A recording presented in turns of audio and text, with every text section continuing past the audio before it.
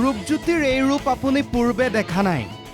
একে ঘুচাই নহয়, কোনোবাই যদি মাৰিব আহে একে ঘুচাই নাক ভাঙি দিম, মুখো ভাঙি দিম, চেপ পল্লি কৰি দিম ইয়াত মাৰি পেলাই। সেইকাৰণে মোৰ লগত লাগি লাভ নাই। ৰূপজ্যোতি কুৰ্মীৰ লগত লাগিয়ে লাভ নাই। থাকিল কথা গিবন আমাৰ হৃদয়ত আছে।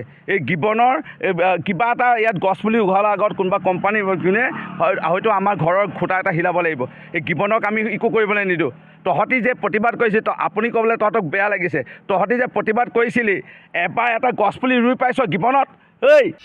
জীৱনত গছপুলি এটা ৰুই নোপোৱা সকলে গিবনক লৈ ৰাজনীতি কৰিবলৈ নাহিব।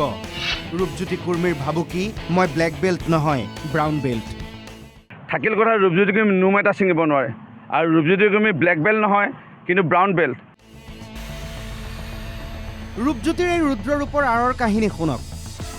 খবৰ ওলাইছে, কেন্দ্ৰীয় চৰকাৰৰ বন পৰিৱেশ জলবায়ু মন্ত্ৰণালয়ে বিশেষ প্ৰজাতিৰ হলৌ বান্দৰৰ বাবে বিশ্ববিখ্যাত গিবন অভয়াৰণ্যত হেনো তেল আৰু গেছ খননৰ বাবে বেদান্ত নামৰ এটা বহুজাতিক প্ৰতিষ্ঠানক অনুমতি প্ৰদান কৰিছে।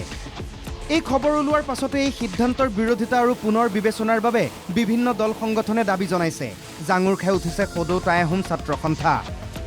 তেল গেছৰ খননৰ পাছতে সেই অঞ্চলৰ জৈৱ বৈচিত্ৰ্যলৈ ভাবুকি আহিব। ইয়াৰ পাছতো বিৰল প্ৰজাতিৰ হলৌ বান্দৰ আৰু ইয়াত থকা মূল্যৱান উদ্ভিদ প্ৰজাতিৰ আৰু বন্যপ্ৰাণীসমূহক ধ্বংসৰ গৰাহলৈহে ঠেলি দিয়াৰ চক্ৰান্ত চলিছে বুলি অভিযোগ উত্থাপন কৰিছে দল সংগঠনে। দক্ষিণ এছিয়াৰ একমাত্ৰ বনমানুহ হলৌ বান্দৰৰ প্ৰধান বাসস্থান মৰিয়নিৰ সমীপৰ গিবন অভয়াৰণ্যত তেল আৰু গেছ খননৰ অনুমতিৰ বিৰোধিতা কৃষক মুক্তি সংগ্ৰাম সমিতিৰো প্ৰতিবাদ সাব্যস্ত কৰিলে কৃষক মুক্তি সংগ্ৰাম সমিতিয়ে। বিজেপি চৰকাৰৰ এনে কাৰ্যৰ বিৰুদ্ধে তীব্ৰ প্ৰতিবাদ কৃষক মুক্তিৰ। গিবন অভয়াৰণ্য ধ্বংস নকৰিবলৈ সকিয়নি। এই কাৰ্য বন্ধ নকৰিলে তীব্ৰ আন্দোলন গঢ়ি তোলাৰ সংকল্প। কিন্তু কথাবোৰ যেনেকৈ ওলাইছে, চৰ্চা যেনেকৈ হৈছে তেনে নহয়। ৰূপজ্যোতিৰ মতে কথাবোৰ তেনে নহয়। তেল আৰু গেছ খননৰ অনুমতি গিবনত দিয়া হোৱা নাই। অনুমতি দিয়া হৈছে গিবনৰ কাষৰীয়া এক স্থানত, অৰ্থাৎ দিছৈ ভেলী ৰিজাৰ্ভত। সেয়ে এই বিষয়টোক লৈ ৰাজনীতি কৰিবলৈ নাহিব বুলি সকিয়নি প্ৰদান কৰিলে ৰূপজ্যোতি কুৰ্মীয়ে। ভাবুকি দিলে, ঘুচিয়াই নাক ভাঙি দিম। একে ঘুচাই নহয়, কোনোবাই যদি মাৰিব আহে একে ঘুচাই নাক ভাঙি দিম, মুখো ভাঙি দিম, চেপ পল্লি কৰি দিম ইয়াত মাৰি পেলাই। সেইকাৰণে মোৰ লগত লাগি লাভ নাই। এটা গছ পুলি ৰোৱা নাই, মৰিনী কেইটামান আছে মই দেখিছোঁ। এটাই ফুলৰ পুলি ৰুই পোৱা নাই গিবনত। গিবনত পুখুৰী আছে নাই তহঁতি জান? জীৱ জন্তু পানী খাবৰ কাৰণে আমি পুখুৰী খান্দি পাইছোঁ। এই গিবনত, ইয়াত গিবনত এই গছ আমি ৰুই পাইছোঁ। গিবনক লৈ ৰাজনীতি নকৰিবি। গিবনত একো হ'বলৈ নিদিওঁ আৰু কোনোৱে নিদিয়ে। আৰু তহঁতি ইয়াত ৰাজনীতি কৰিবলৈ নাহিবি, একে ঘুচাই নাক ভাঙি যাব।